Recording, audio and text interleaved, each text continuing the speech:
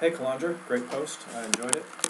And I have a couple of comments both about your post, and then I'd like to make a couple of comments regarding the questions that you asked of me in a different thread. I think it was on Philip's thread. Okay, you mentioned that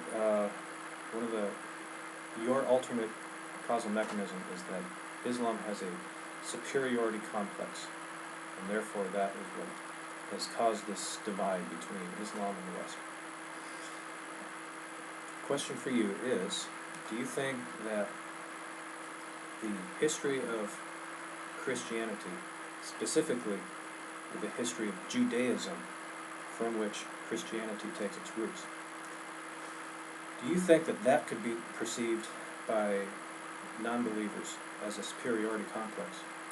For example, in the book of Deuteronomy and in the book of Joshua, the children of Israel are commanded to not subdue, not even to convert the inhabitants of the land, but they are to destroy completely and fully every living thing.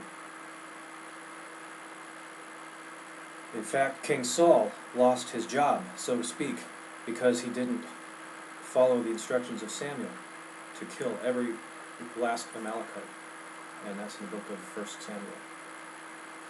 So with that history, and that in our heritage as believers, do you think that non-believers could take that and say, well, you all have a superiority complex as well, so who are you to judge Muslims for holding similar sentiments?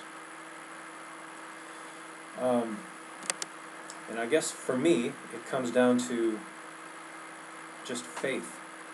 Faith that what we believe is correct. Faith that the covenant that God, Yahweh, made with Abraham, Isaac, and Jacob continued through Moses and fulfilled through Jesus was correct. We just have to believe that what we believe is true. And that's, for me, that's when the work of people like Josh McDowell is helpful and effective, because he painstakingly documents the history of the scriptures and how they've been maintained. And if you haven't read Evidence That Demands a Verdict, I recommend it, at least the first couple of chapters. It's really good. Okay, you asked, is Ahmed right in that if more Americans, especially Christians, reached out to Muslims in love, violence would decrease?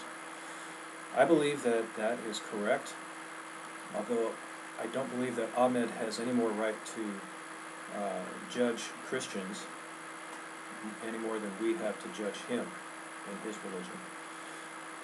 He may be right, but it's not his place to tell Christians how to live, just like it's not our place to tell him how to be a Muslim. And then you ask, why is it our responsibility to do so with Muslims in a socio-political, non-religious context?